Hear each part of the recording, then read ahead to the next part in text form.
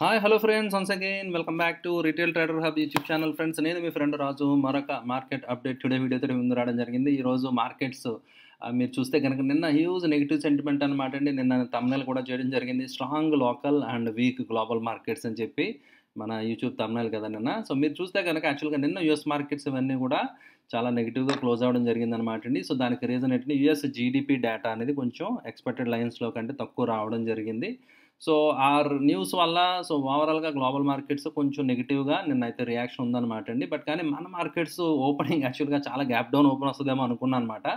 But opening అయితే so it's a good opening అనమాట అండి. నిన్న డే హై ఏదైతే ఉందో సో మీరిక్కడ చూడొచ్చనమాట. నిన్న డే హై క్యాండిల్ ఏదైతే ఉందో ఆ లెవెల్ దగ్గర సో ఓపెనింగ్ అది 22,625 అనమాట అండి. ఇవాళ 22,620 రైట్.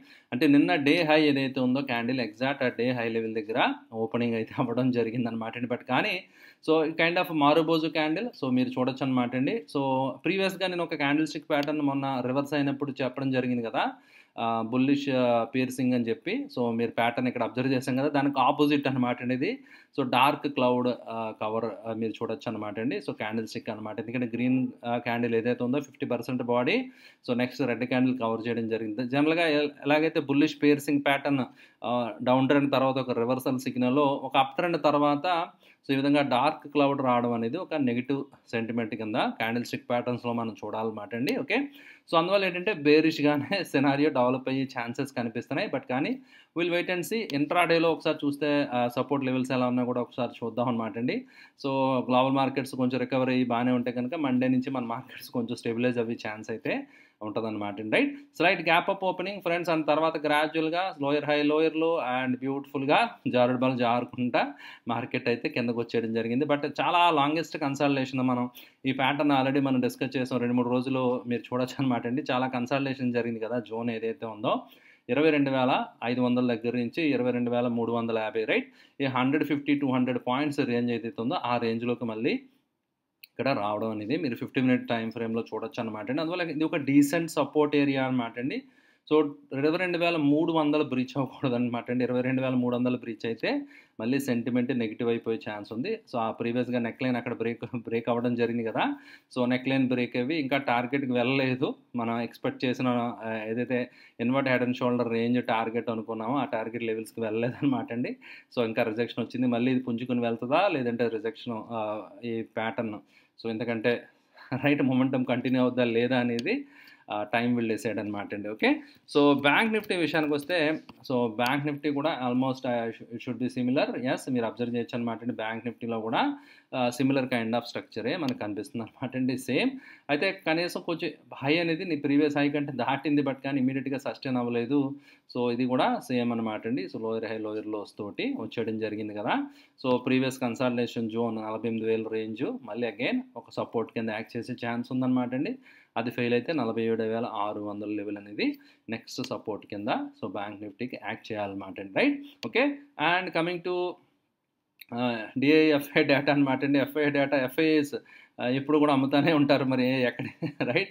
సో 3,400 కోట్లు అమ్మడం జరిగింది. డిఐఎస్ 4,356 కోట్లు బై చేయడం జరిగిందనమాట అండి. డిఐఎస్ మార్కెట్ని సపోర్ట్ చేయడం జరిగింది. అయినా కూడా 150 పాయింట్లు నెగిటివ్గా నిఫ్టీ క్లోజ్ అవ్వడం జరిగింది friends. Right, and advance decline మీరు ఇక్కడ అబ్జర్వ్ చేసి అనమాట. పిక్చర్ యాక్చువల్గా నిన్న మంచి బుల్లిష్గా ఉంది, అడ్వాన్సెస్ చాలా ఎక్కువగా ఉన్నాయి. నిన్న మనం చూసాం కదా, ఈ despite Kotak Mahindra bank negative news ఉన్నప్పటికీ కూడా మార్కెట్ నిన్న జాగ్రత్తగా నిలబెట్టడం జరిగింది, హోల్డ్ అవ్వింది అనుకున్నాం కదా. సో ఇక్కడ చూడండి, ఒక రోజులో సినారియో మళ్ళీ బేర్స్ వైపు పెండ్యులం షిఫ్ట్ అవుతూ ఉంది అటు ఇటు. Right, okay. అండ్ నిఫ్టీ 500 అయితే గొడవ లేదు, ఎగ్జాక్ట్ ఆల్మోస్ట్ సెంటర్ అనమాట అండి. బ్యాలెన్స్డ్గా ఉంది.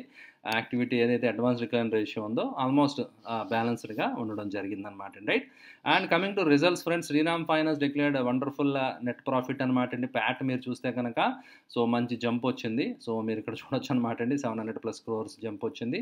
అదేవిధంగా అతుల్ లిమిటెడ్ యాక్చువల్గా మీరు చూస్తే రెవెన్యూ బాగుంది కానీ ప్యాట్ తగ్గిపోయిందనమాట అండి. బజాజ్ ఫిన్సర్వ్ యాక్చువల్గా Bajaj finance after yesterday result అంతా చాలా బాగున్నట్టు అనిపించింది, బట్ కానీ సమ్హౌ స్ట్రీట్ ఎక్స్పెక్ట్ చేసినట్టు రాలేదు. సో బజాజ్ ఫైనాన్స్ కూడా ఈరోజు చాలా పడిపోయింది కదా, మీరు చూడొచ్చు అనమాట అండి. సో నెట్ ప్రాఫిట్ అయితే బాగానే రావడం జరిగిందనమాట అండి. నెట్ ప్రాఫిట్ సో చాలా companies emphasis right. So slight పెరిగింది, ప్యాట్ కొంచెం తగ్గిందనమాట అండి. క్విక్ హిల్ టెక్నాలజీస్ మీరు చూడొచ్చు అనమాట అండి. ప్రీవియస్ లాస్ నుంచి 14 crore, రైట్? వండర్ఫుల్ ప్రాఫిట్ అనమాట అండి. లైక్ యూటీఐ ఏఎంసీ కూడా మంచి సెట్ ఆఫ్ నెంబర్స్ డిక్లేర్ చేయడం జరిగింది. Revenue, Pat, right? Okay.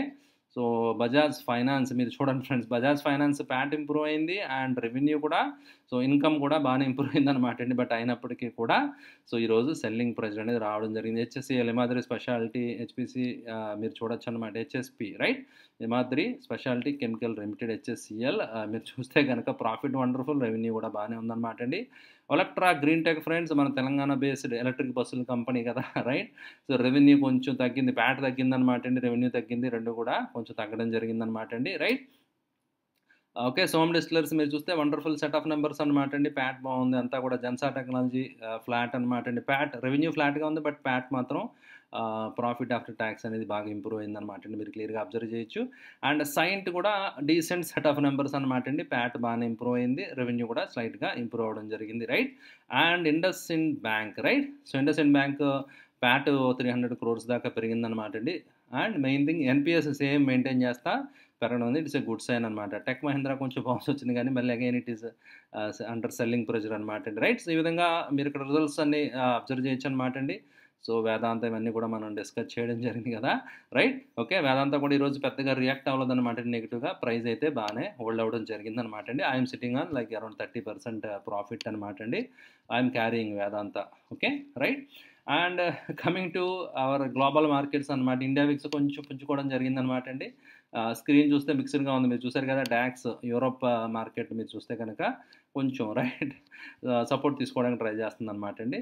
And Nasdaq, డౌ ఇవన్నీ ఎలా రియాక్ట్ అవుతాయి ఈరోజు నైట్ చూద్దాం అనమాట అండి. అయితే Hang Seng, right? Once again Hang Seng చూడండి వండర్ఫుల్గా 2% పెరగడం జరిగింది. సో వండర్ఫుల్గా అప్వర్డ్ ట్రెండింగ్ ఛానల్ మళ్ళీ ఎస్టాబ్లిష్ అవుతుంది అనమాట అండి. అండ్ 200 పీరియడ్ లెవెల్ క్లైమ్ చేయడం జరిగింది, which is a good sign అనమాట అండి, ఓకే.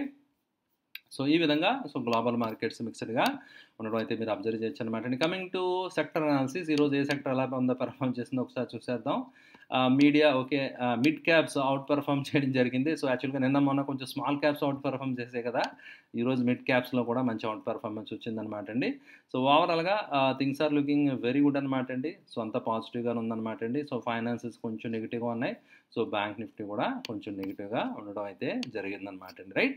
ఓకే అండి. And coming to stock ideas friends, I think I don't have any new stock ideas అనమాట అండి. బట్ ఆల్రెడీ ఏవైతే మనం డిస్కస్ చేసామో they are doing very good అనమాట అండి. వన్ మోర్ అప్పర్ సర్క్యూట్ అనమాట అండి, ఎమికాన్, రైట్? చూసారు కదా, మనకి ఛాన్స్ ఇవ్వట్లేదు. సో ఎవరైతే ఎంటర్ అవ్వారో దే ఆర్ లక్కీ అనమాట అండి. సో ఈరోజు కూడా ఒక 5% అప్పర్ సర్క్యూట్ అనమాట, క్రేజీ మూవ్ అనమాట అండి. సెల్లర్స్ లేరు, వండర్ఫుల్గా సర్క్యూట్స్ తోటి వెళ్ళిపోతుంది అనమాట అండి. మనం సమ్వేర్ అరౌండ్ 2000 లెవెల్స్ దగ్గర నేను మీకు షేర్ చేయడం జరిగింది.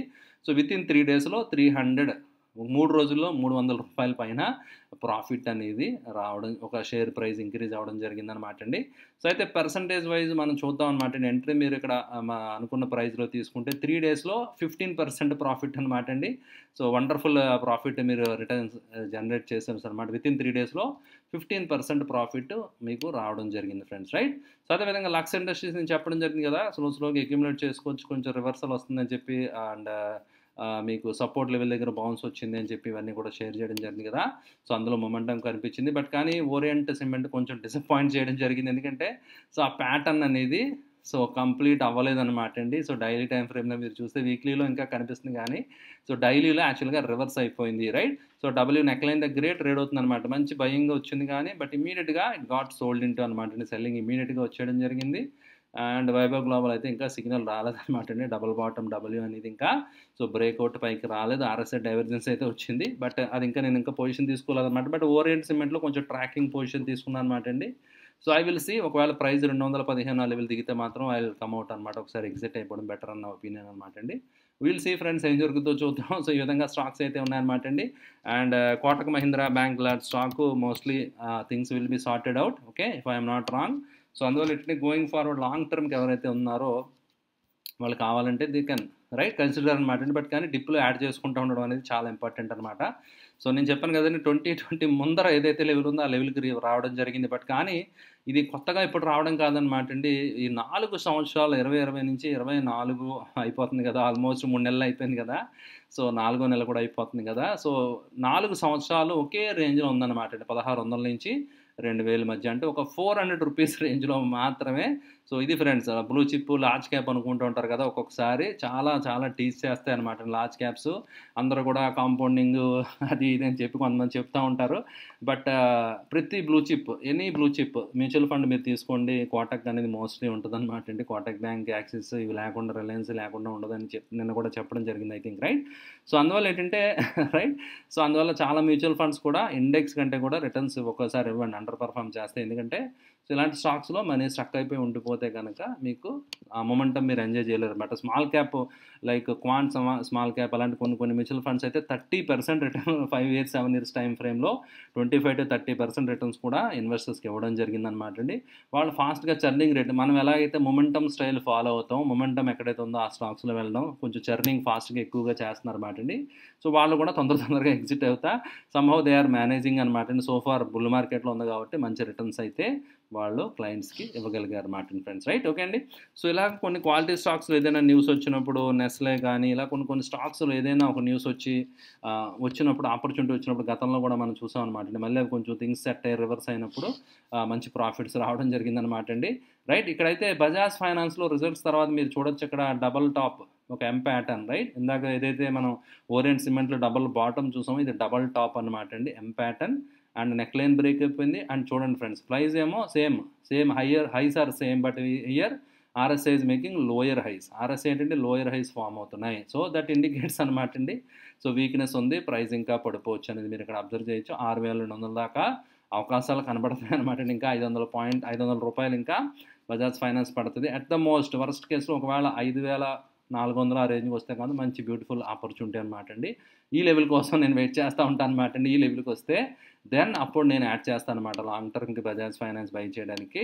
అప్పుడు నేను ప్రిఫర్ చేస్తాను అనమాట అండి. సో ఎందుకంటే అది అగైన్ 2020 టైప్ లెవెల్ అనమాట అండి. 2020 ముందర సో ఏదైతే బ్రేక్అవుట్ వచ్చిందో ఆ లెవెల్ కాబట్టి it's a wonderful buying opportunity కింద అవుతుంది అనమాట అండి.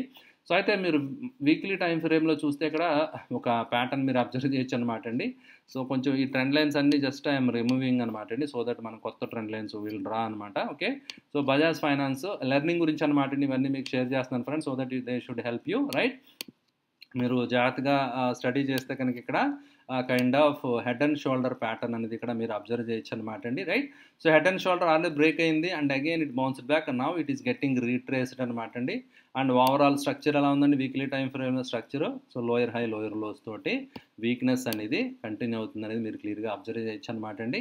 అండ్ రేంజ్ క్యాలిక్యులేషన్ మీరు చూస్తే కనుక సో ప్రైస్ రేంజ్ అనేది ఆల్మోస్ట్ ఒక 10-15% పైనే ప్రైస్ కరెక్షన్ అవకాశాలు కనబడుతున్నాయి అనమాట అండి. సో అందువల్ల ఏంటంటే ఆ రేంజ్కి వచ్చినప్పుడు ఒకవేళ లెటర్సే 5,600, 700 లెవెల్కి వస్తే కనుక ప్రైస్ మనం అక్యుములేషన్ అనేది డెఫినెట్గా స్టార్ట్ చేయొచ్చు. సో బజాజ్ ఫైనాన్స్ అనేది మనందరికీ తెలుసు కదా రైట్. సో ప్రతి ఇంట్లోని ఫ్రిడ్జ్, టీవీ ఉండాలంటే మన బజాజ్ ఫైనాన్స్ మీద డిపెండ్ అవుతున్నారు చాలామంది. ఓకే. అందువల్ల వీళ్ళు బిజినెస్కి డోకా లేదని నా ఒపీనియన్ అనమాట అండి. బట్ ఓకే, మీకు తెలుసు కదా ఫైనాన్షియల్ సెక్టర్లో ఒక్కొక్కసారి ఇబ్బందులు వస్తూ ఉంటాయి, ఒక్కొక్కసారి రైట్. ఆ సైకిల్ అనేది డిఫరెంట్గా ప్లే అవుతూ ఉంటుంది. బట్ కానీ రియల్గా లాంగ్ టర్మ్ మీద ఉండాలంటే ఓకే, కొంత ప్యాసివ్ కింద మీరు లాంగ్ టర్మ్ ఉంచాలంటే సేమ్ కోటక్ ఎలా చెప్పినా అదే విధంగా అనమాట అండి. బజాజ్ ఫైనాన్స్ కూడా మీరు దృష్టిలో పెట్టుకోండి ఫ్రెండ్స్ రైట్. ఓకే అండి. సో ఇది ఫ్రెండ్స్ ఈరోజు market update. I hope video మీకు నచ్చిందని ఆశిస్తున్నాను ఫ్రెండ్స్. ఆ వీడియో నచ్చితే వెంటనే లైక్ చేయడం మర్చిపోకుండా ఫ్రెండ్స్. అదేవిధంగా రీటైల్ ట్రేడర్ హబ్ యూట్యూబ్ ఛానల్కి ఎవరైనా సబ్స్క్రైబ్ చేయకపోతే వెంటనే సబ్స్క్రైబ్ చేయండి. Thank you for watching the video. Bye.